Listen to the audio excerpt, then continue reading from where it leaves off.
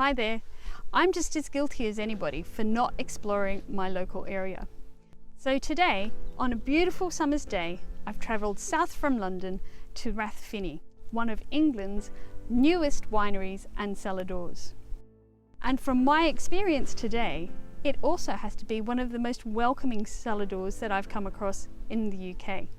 Not only can you come and taste here without making any bookings for tours or tastings, they've got a restaurant here, and they also encourage you to come out and have a look at their vineyards on foot using the Rathfinny Trail.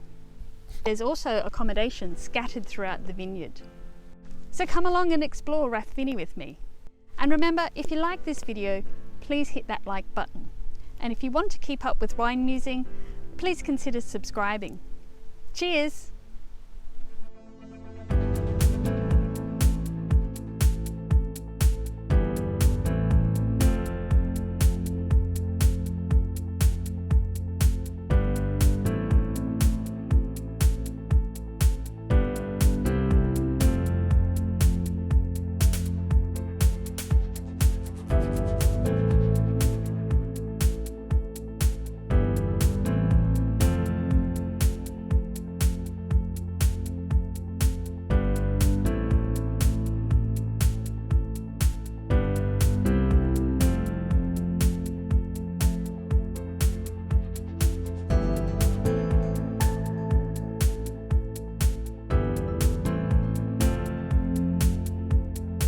Rathfinny is right beside the sea.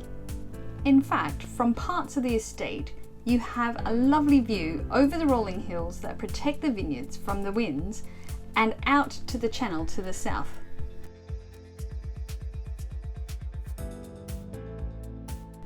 Mind you, it is hard to find anywhere on this estate that is not scenic, as it sits within the stunning South Downs. The estate's 600 acres is on south-facing chalk soil. Now this chalk soil is ideal for making the sparkling wine which England has become renowned for. It is the same soil that you will find in Champagne. This band of chalk soil stretches from the south of England through to the north of France.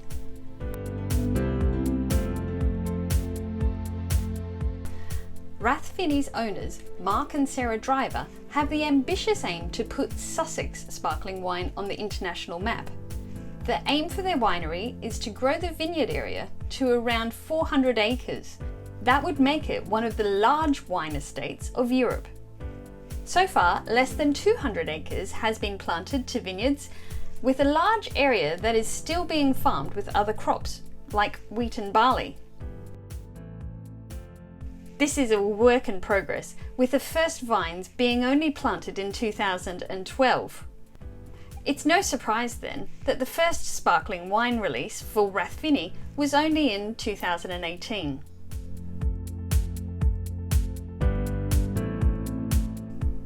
While the main focus is on sparkling production, with predominantly Pinot Noir, Chardonnay and Pinot Meunier planted, there is also some Pinot Blanc and Pinot Gris planted as well. These make still white wines under the Cradle Valley range. So while they continue to plant the vineyards, Mark and Sarah have also committed to creating wildlife corridors and improving the wildlife habitats on the estate. This includes reviving the grassland to improve biodiversity, in addition to continuing to work the fields.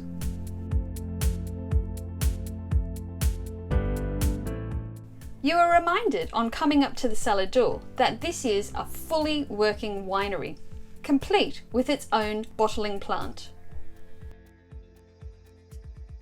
There is a restaurant here that has the most amazing views and a veranda to take it all in from, if you don't fancy being cooped up inside for your visit.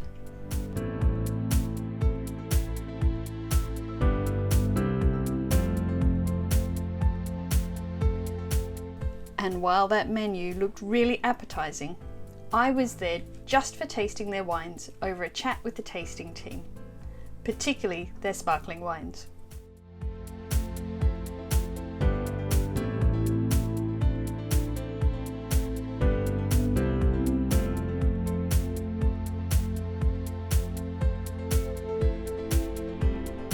Now, if you've been to any of the other larger wineries in England, it will not be a surprise that Rathfinny also make gin and vermouth. If you're like me and you like to get out into the vineyards, Mark and Sarah encourage you to do just that. They have developed the Rathfinny Trail. The trail has a couple of options, and the one that I took is a self-directed short walking circuit from their Flint Barns accommodation. The team at the Cellar door were only too happy to help with directions, and once you were on it, there were maps and signs to direct you, and also some handy audio guides along the track as well.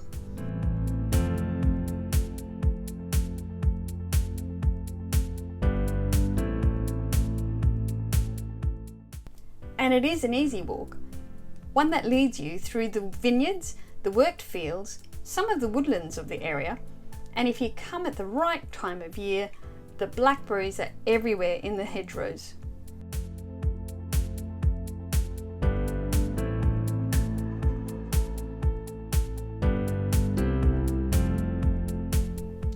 This is a great way to get to see the vines and to get to know the region better.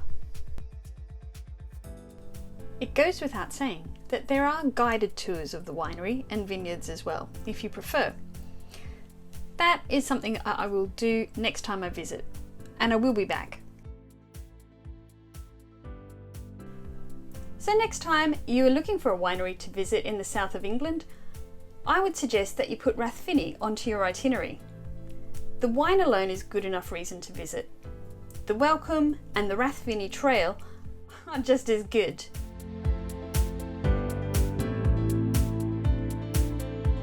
But to me, the South Downs views over these vineyards make it irresistible. And if you want to check it out for yourself, why don't you visit the Rathfinny website?